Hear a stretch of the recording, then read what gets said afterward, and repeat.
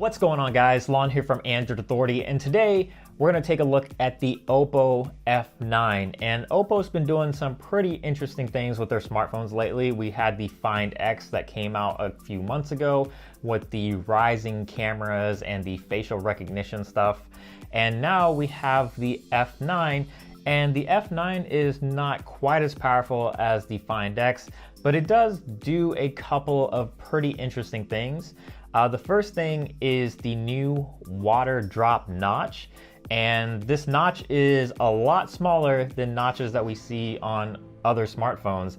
This is probably the smallest notch that we've seen since the Essential phone, and it's called a water drop notch because it kind of looks like a water drop.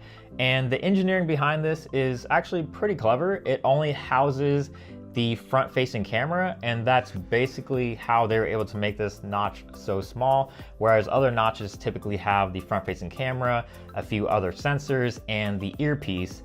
And this phone still has an earpiece, but it's been cleverly repositioned into the outer bezel of the phone.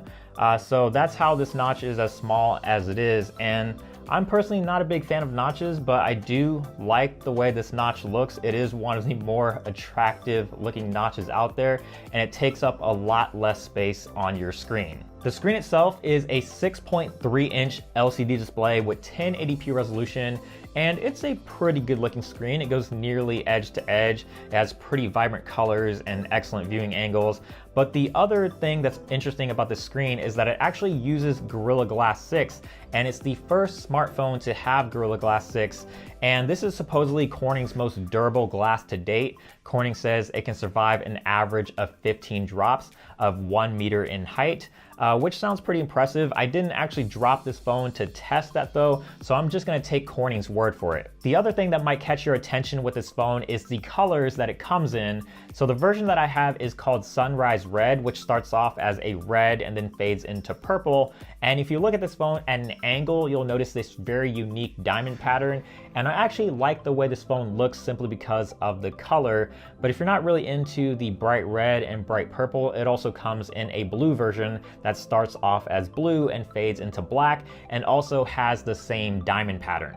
Aside from the notch and the unique color options that you get with this phone, there's not really a whole lot going on with the F9.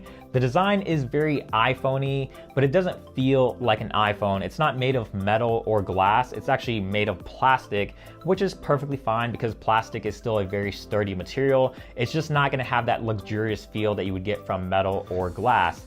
It also has a headphone jack, which is good to see in 2018, but oddly enough, it comes with a micro USB port instead of USB Type-C. But that micro USB port does support VOOC fast charging. And if you're not familiar with VOOC fast charging, it's pretty much the same thing as dash charging that we see on OnePlus phones, which is very good to see on the F9 because this phone does have a pretty decently sized battery at 3,500 milliamp hours. So it's very quick to charge, and that big battery does get this phone through a full day perfectly fine. I've had no issues with the battery life on this phone. I would show you screen on time numbers, but Oppo software doesn't necessarily make it easy to show those numbers. Now on the inside, the Oppo F9 has a MediaTek processor with either 4 or 6 gigabytes of RAM, and generally performance on this phone is pretty good. It's pretty smooth when launching applications, browsing the web, or multitasking, but where it starts to bog down is with gaming. Even really simple games like Clash Royale was a choppy and laggy experience. And this phone has a dedicated gaming mode built into the software that is supposed to make gaming a really good experience, but I didn't actually notice a difference with this turned on or off, so I just ended up leaving it off entirely. So I'm not exactly sure what the bottleneck is here when it comes to the gaming performance on the F9. Like pretty much every other smartphone on the market, the Oppo F9 has dual cameras on the back. You have a primary 16 megapixel shooter that's paired with a 2 megapixel depth sensor for portrait mode effects. And on the front, you have a whopping 25 megapixel camera, which is pretty nice for selfies, especially if you want to zoom and crop. You can do that without losing a whole lot of detail. And the front-facing camera is pretty good. It also comes with an AI beauty mode, but I wasn't really a fan of this. I kind of felt it was a little bit too aggressive in softening the details in your face, so I just left this feature turned off. Image quality from the rear camera, I would say, is okay at best. In good lighting conditions, you can get some images with great color, good dynamic range, and pretty good detail, but the camera is pretty quick to fall apart in low light.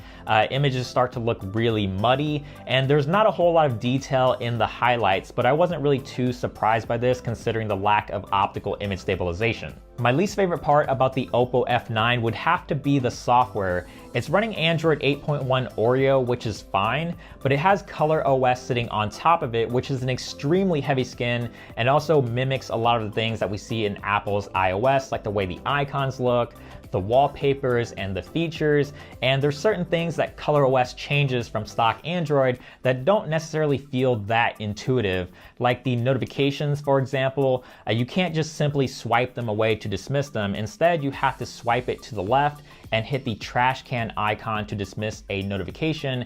And this just feels very slow and clunky when compared to the way that stock Android handles them. The last thing that you're probably going to want to know about the Oppo F9 is its availability. It's not coming to the US, and I probably would never expect it to. It's only available in a few select regions like Vietnam, the Philippines, and India.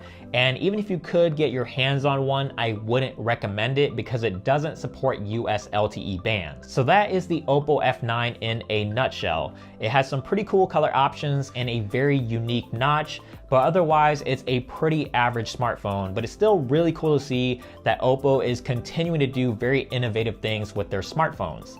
But that's pretty much it for this review. Hopefully you all enjoyed it. If you did, please give it a thumbs up down below. We definitely appreciate it. Subscribe to the channel, which is also down below if you haven't already. And of course, check us out on social media. All that good stuff is linked down below. And check the website as well, AndroidAuthority.com, because we are your source for all things Android.